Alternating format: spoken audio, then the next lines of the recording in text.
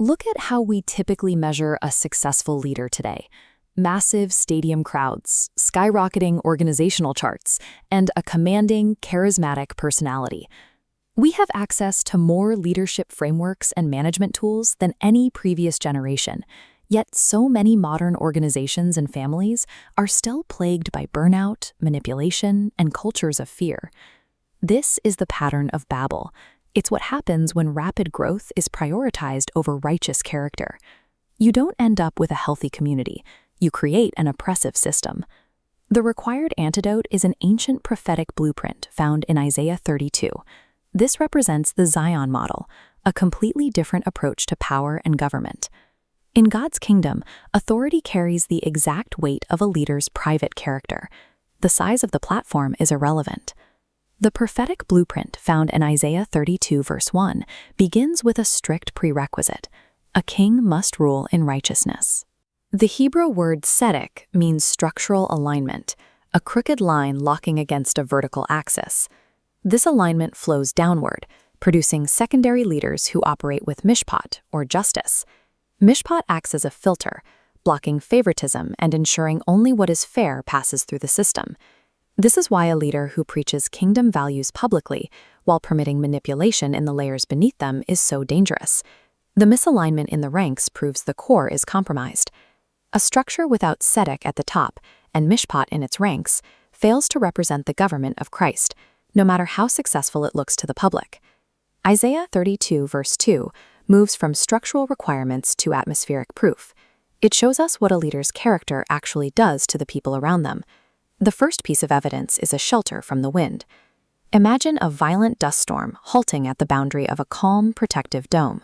A godly leader provides this safety. They never weaponize a follower's vulnerability or use intimidation as a tool for control. Where toxic leadership exploits weakness, a Zion leader creates a covenantal space where people can actually heal and recover from the storms of life. The second evidence is streams of water in a dry place. In Hebrew, this is palgei ma'im, flowing water that revives a barren landscape. This means the leader activates life in others. Instead of creating a toxic dependency on their own gifts, they cultivate maturity and help others connect directly to the Holy Spirit. Finally, the leader is the shadow of a great rock, Sela Kaved.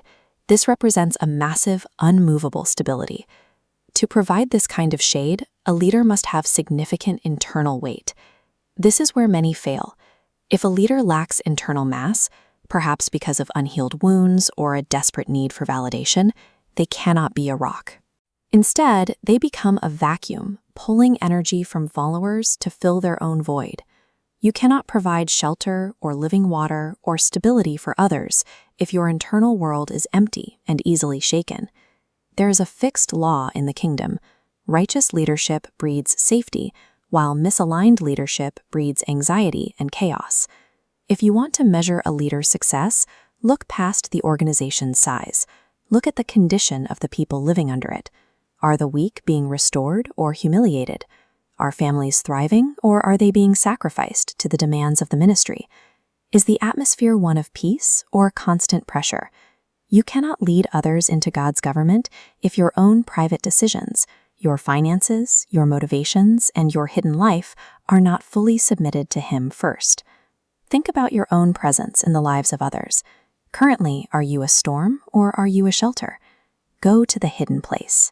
Allow the King to build your internal character so that you can become a true foundation of Zion for this generation.